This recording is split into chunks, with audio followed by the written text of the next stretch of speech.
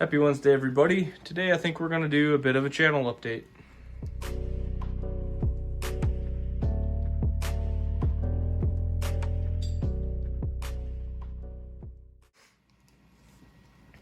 So I finished up the UP 8444 last week, and since I am still working on my mobile review area, my space for weathering and doing modding and whatnot, it's a little bit cluttered. So at least for a little while here, while we get that going, I'm gonna try to do a little bit of a different thing.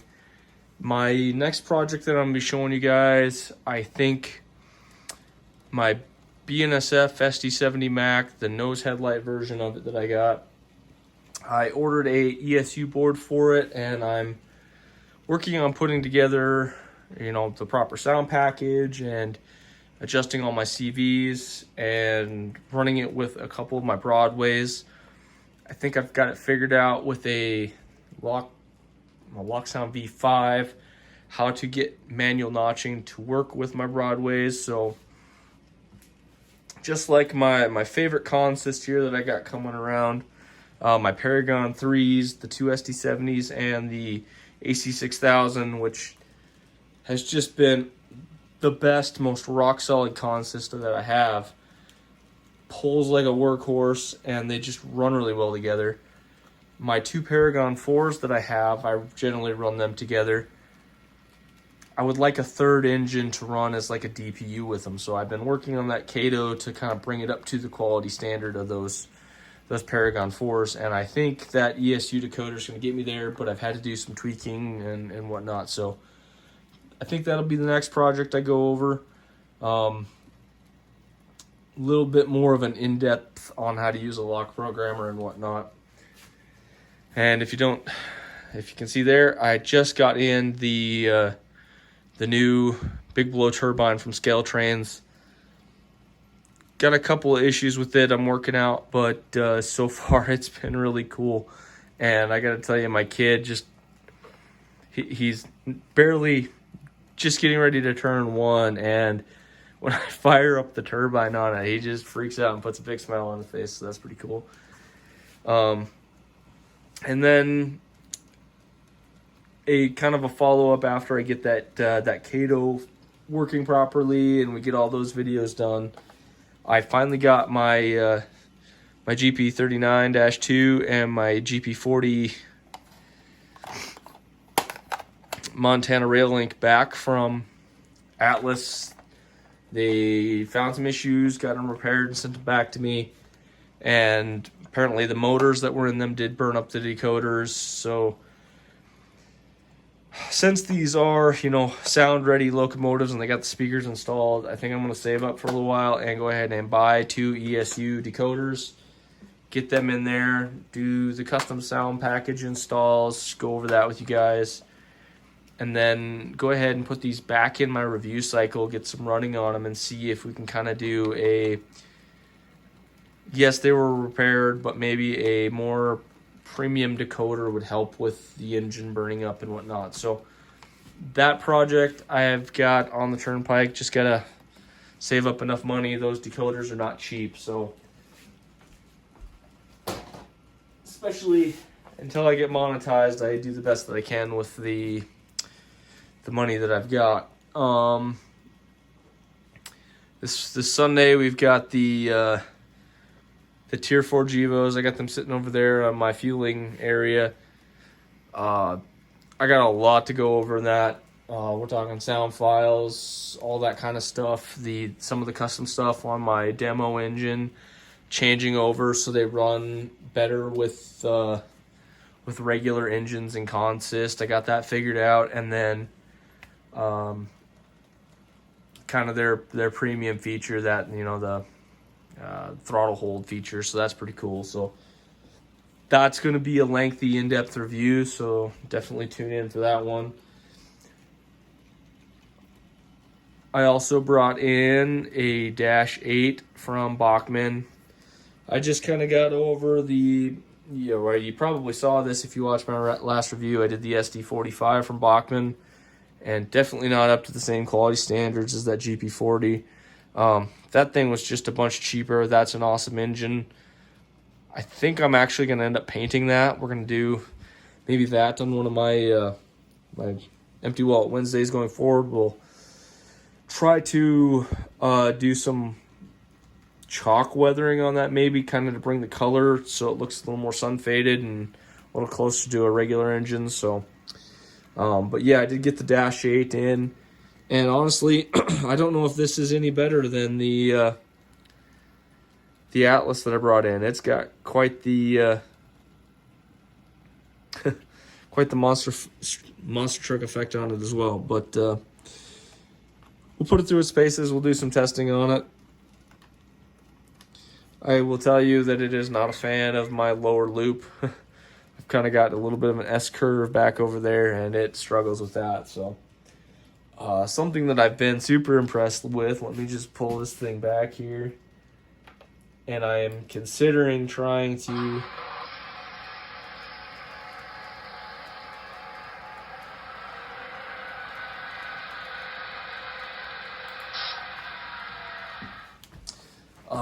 get the other set in here.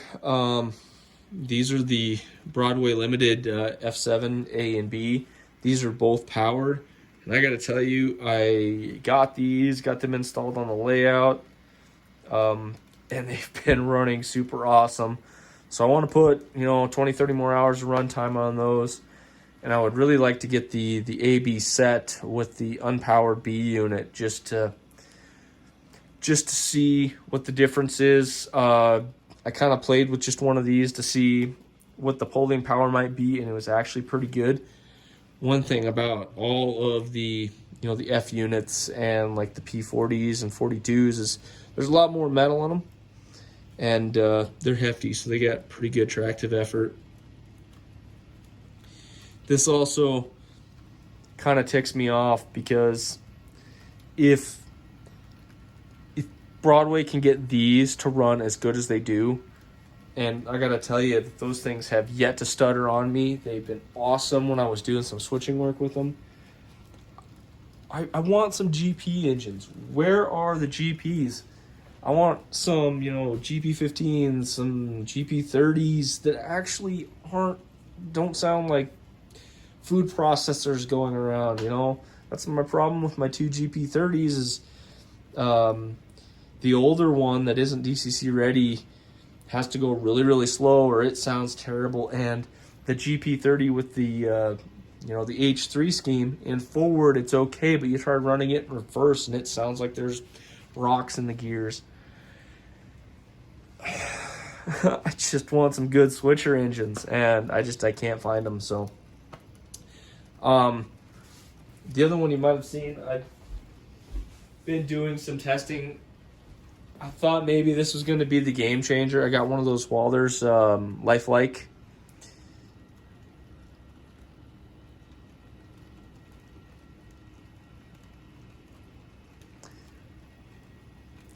Pretty cool engine. Honestly, I was hoping it was going to be better than it is. Really nice looking engine. I got to say, I really like it. But it's a little bit loud running around the layout. So I'm going to do some more testing on it, make sure I figure out everything. It might have some pickup issues that I'm working through, but honestly, it's been pretty decent, but we'll keep working on that. Got scammed on eBay, that's always good. I've been looking for some Arnold Hornby engines, and I found a couple of a U25C and a U28C, and this is the U25C, and apparently they were having issues with it. I opened it up and they wired, not very well, I might add, the contacts to be direct fit here. I installed the DCC board, just to try it out, and it definitely has some serious pickup issues. So I think what it actually is not so much the pickups, but the way this board is put together. and it looks like they tried to get away with it, is there's just motor leads that come up and push against the motor contacts, and there's kind of a press fit in there, and they just slide right out. And I think the previous owner tried to put some solder on there to tighten the gap up, and it just didn't work. So interestingly, the U25B or C, the older one, is very unreliable, and the U28C has been pretty good. So don't know. I gotta do some more testing on these. Hopefully the guy on eBay gets back to me, or I don't know. I have to figure out what I want to do there, because if I want to send it back, I better not do any more to it. But a little odd that they didn't disclose that somebody had been doing some custom wiring, but so goes it. Oh, another thing.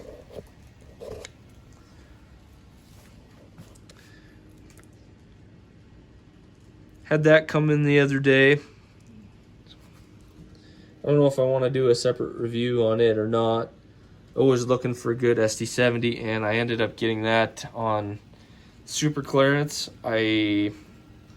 Lombard's is a pretty cool place. If you haven't checked them out, I do a lot of my shopping there.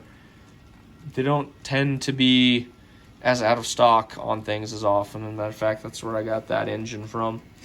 And I also picked up that right there. I was hoping it was the new design microtrains. We'll go ahead and do a review on it anyway. I'm a Montana Rail Link guy, but this is apparently the older style with the non-body mount couplers. So get a little bit more money ahead. I'm going to try to get some of those that have the body mount couplers just to see. And for anybody who doesn't know, I had been running a Digitrack system on this layout for quite some time. It's kind of what I originally started with. And I have recently made the switch over to ESU, and I gotta say, a little bit of a learning curve, but man, is this a nice upgrade. This is really a whole different level of command, or command station, I guess. Only thing I wish they would really do on this is I would love a screen for, and they do kind of do it, it's difficult to find. You have to actually do it in the Locomotive screen, but just a programming section for doing addresses instead of having to do it in the Locomotive, that you've made on here. Similar to the cab control, which I had been using. That's also kind of a neat thing. We might talk about that. I am going to review both of them, but the other thing, ESU, you really need to do is you need to put a manual switch in line. This requires the power to be disconnected from it to shut off. And I don't want to get underneath the layout to unplug and turn off the my whole system. And as a matter of fact, I have a Wi-Fi router that sits underneath this that I can connect to with this, and it's plugged into the wiring, the wire strip. If I turn that off, I lose Wi-Fi in part of my house. So a manual shut-off switch, I just splice the wire and put in a toggle switch. Not a big deal, easy for me to do, but big quality life thing. That would be super handy if you guys would do that. As for the cab control, like we were talking about, this is one heck of a premium controller. I really like Wi-Fi throttles. This is definitely the future, if not like the soundtracks. What do they call that? Blue Nami, where it's all Bluetooth on the phone. But being able to just walk around wherever in the house and use my throttle is pretty sweet. It also allows me to kill it at any place, should I be somewhere, I could hit the stop button and it would shut down the whole unit, which is pretty cool. But yeah, like I was saying, there is a dedicated section on here that says DCC address, and it allows you to just put an engine on your programming track and do the address. That's so much simpler. I wish they would just put that on the command station. But Anyway, I have run into some issues with the cab control that I will get to at some point when I'm ready to do the review on that. But yeah, if you've been on the fence about making the upgrade or what you should use as your first DCC system, either the cab control or the command station are just wonderful options. And they do integrate seamlessly with one another, so that's pretty cool. One question before you guys go. I know this has been kind of me blathering for a little while. I've been reading up on this Big Blow a little bit, and I'm struggling because it's very very complex, and I understand how all of the lighting functions work, but for some reason the coupler on the the fuel tank back here, if I run it this direction in this particular orientation on my layout, there's a bit of a bump. It'll decouple if I run it the other way. It's just one of those weird things sometimes you run into with the scale trains couplers. But the thing I'm really curious about is the LED on the the tender is just on all the time. It's, as far as I can tell, not DCC controlled. I tried changing the address on it just to see if it would do it, and it doesn't. I would love to be able to turn that off because it's 3 or 4 times as bright as any other light on that thing. So if anybody knows how to do that, or just tell me I'm stupid and let me know. But yeah, I would love to get that shut off.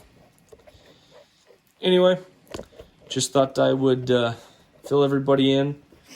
I passed my 500 subscriber goal about before the end of the year. That was kind of my thing, and I was hoping to be at 1,000 by next summer, right at a year. So I'm well on my way, and appreciate everybody doing that. And I told myself I'd never shill, but if you like what I do, this is pretty expensive to bring in all these models for review and do all the testing, and it takes a lot of time. So if you appreciate it, check me out on Patreon. You don't have to do it by any means, but I would certainly appreciate it, especially before I'm monetized. It's hard to come up with the extra cash right now. So anyway, that's my one shill. I promise not to do it for a long time. So you guys have a good week. I'll see you this Friday for the rolling stock review, and definitely tune in Sunday because I got a long detailed review to go over on those scale train engines. So I will see you then. Bye now.